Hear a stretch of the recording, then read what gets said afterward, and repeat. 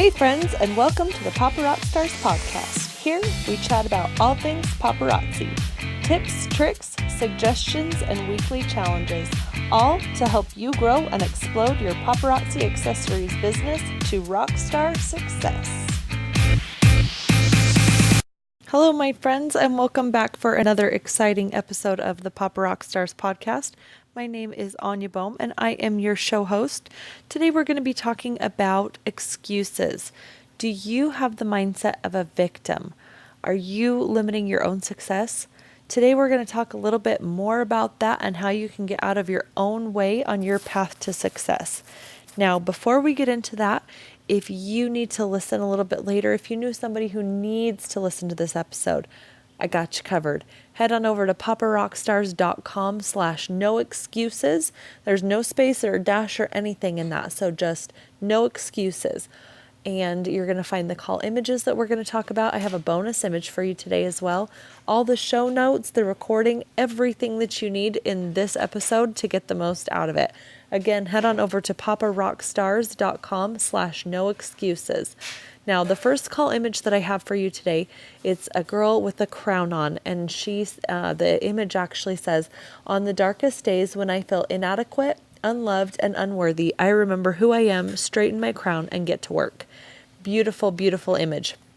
The next one is kind of like a sticky note on a piece of wood, and it says, "Don't use the past as an excuse to miss out on your future.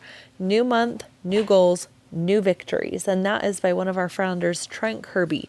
So you're going to want to get both of those. You can use them in your fan pages, in your VIP groups, for your team. However you want to use those, go ahead and snag them and use them how you want to. Let's jump right into the training for today. You might be thinking that this episode is really similar to the one that you might have heard before about limiting beliefs. So we talked about that just over a week ago. Now, it's true the two are really similar. It's all about mindset and the thoughts that you're thinking. Last time we discussed something someone told you and how that might kind of limit yourself, or maybe even a thought that you've thought about yourself, how it could be causing you to doubt the level of success that you can actually achieve, and that might be what you want. This week, we're talking about another state of mind that can cause negative results in your life instead of positive ones. This one is having a victim mindset. I want to clarify just before we start that what we're talking about is mindset in the mind. Okay, so now let's break it down. Having a victim mindset means that things have happened to you, and that's why you are the way you are. One of the key factors in the victim mentality is feeling powerless, because people who are in this kind of mindset, they don't feel like they're in control of a situation or a result. The victim tends to place the cause onto something or someone else. Blame is a key word in this kind of mentality. They haven't reached this goal or that rank because of this, that, or the other. It is true in certain situations, there's consequences that we don't see coming, or that the results of somebody else's actions won't leave us in an exactly ideal position. Can you change their actions? No. Can you change what happened? No. But this is exactly what causes the victim mindset. The truth is, the victim is so busy thinking about how they have been wronged and what has happened to them that they are not looking for opportunities to solve the problem or even to move on. They wallow. "It's not my fault because" is a really common statement from someone with a victim mentality. Now, does this sound like someone you know? Does it maybe even sound like you? I mean, crap happens to everybody, right? Bad things happen to good people. It's what you do after that that makes the difference. You can change how you react to a situation or an event. You have the choice. For example, I've shared before about the hard times my family experienced back in 2008, 2009. When the housing market crashed, my husband's job wasn't enough to support us, and I went back to work full time. Soon after, we found out that I was pregnant. It was a surprise baby. And just a few weeks later, I tore my placenta when I was only 9 weeks pregnant, and I got put on bed rest. The doctor literally said to me that morning, If you do not sit down for the next at least 6 weeks, your baby will die and you probably will too. It was the most scary situation. I had 3 little kids. I wasn't allowed to lift anything. I wasn't allowed to be on my feet for longer than 20 minutes a day. Super scary. We hadn't even told anybody I was pregnant. There was absolutely no more working for me. We ended up short selling our house, which is like a pre-foreclosure sale if you're not really familiar with what that is. And it was a really crazy time. It felt like it was just one gut punch right after another and right after another that just kept happening. We ended up with a huge pile of debt. Our credit was ruined and lots of broken promises from both our realtor and from mortgage companies that affected us for years and years after. Now, did we curl up in a corner and shout about how wronged we were? No. Did we quit trying and just give up and go on welfare and then declare that that's what we were owed because of what happened? No, we fought it. It took us 3 years to crawl out of the pile of debt that we had accumulated trying to keep our heads above water, and another 3 years to repair our credit after that. It was hard work. We scrimped and we saved and we went without things, but we did it. And now we're better for it. It gave us a determination, a firm resolve. It showed us that if we worked hard and we fought for what we believed in, anything was possible. Now, you bring about the things in your life that you think about and you talk about and you dwell on. If you are talking about the wrongs and the situations where you felt helpless, you're going to find more of that in your life. If you instead focus on what you learned from a situation or how you can take a positive action despite the situation, that's what you're going to bring more of into your life.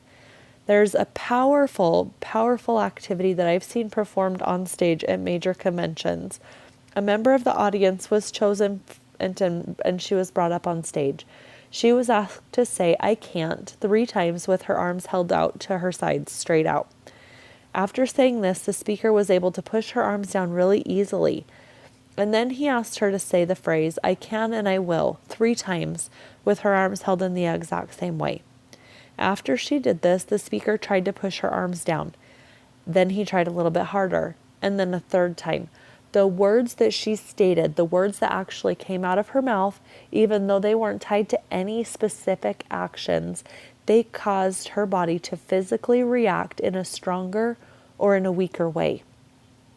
How powerful is that? The words you say have power, more than you actually know. I think none of us actually know how much power those words have in our entire existence. One of the best and the most powerful things I took home from Paparazzi Accessories convention back in 2015 was the hashtag no excuses motto. It doesn't leave room for that victim mindset. You just do it. You forget about the past. You forget about what people say or expect. You just do it. Trent Kirby, one of the 4 founders of Paparazzi, he sent out some tweets about the no excuses after convention. Here are a couple of my favorites. He says, "Don't use the past as an excuse to miss out on your future. New months, new goals, new victories. Hashtag no excuses." That's one of the call images for today. The next one I love. "Don't make excuses for why it can't be done. Focus on all the reasons why you must make it happen." That one was October 1st, 2015. The next one. "If you really want to do something, you'll find a way. If you don't, you'll find an excuse." That one was September 22nd, 2015. A little bit after this, if you were kind of following along back then, he did a challenge of the week. It was super fun to follow along with his challenges. You can go back and find those on his Twitter feed. They're super fun. This one, it was challenge of the week.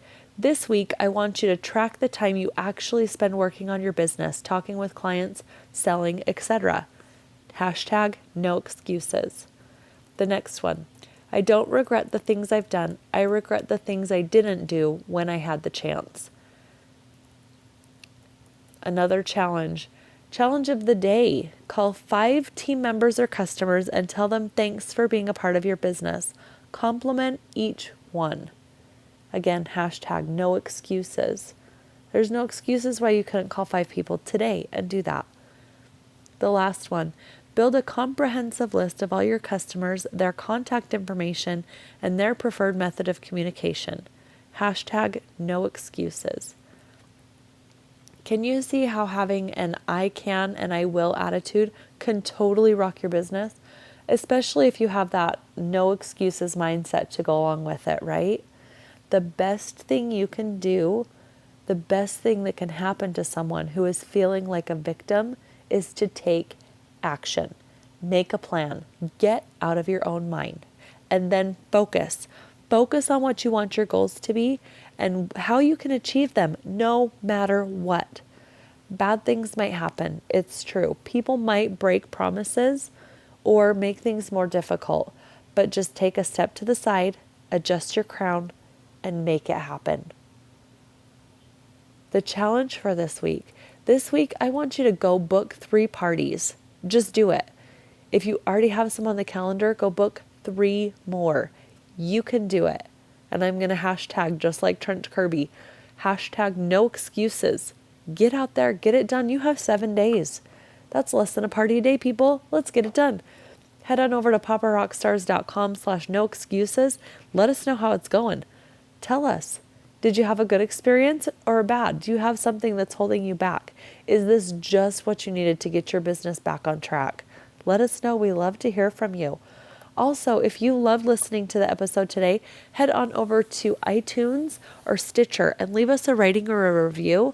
That is the way that more paparazzi consultants will be able to find the podcast and help all the people out there who need this training, who need the support, or might even just find it helpful. It's so much fun to do, and I love hearing from you guys as well. So I would appreciate that if you could just head on over real quick and leave us a rating or a review. Thanks for listening. We will catch you next time on the podcast. Have a great week. Bye-bye.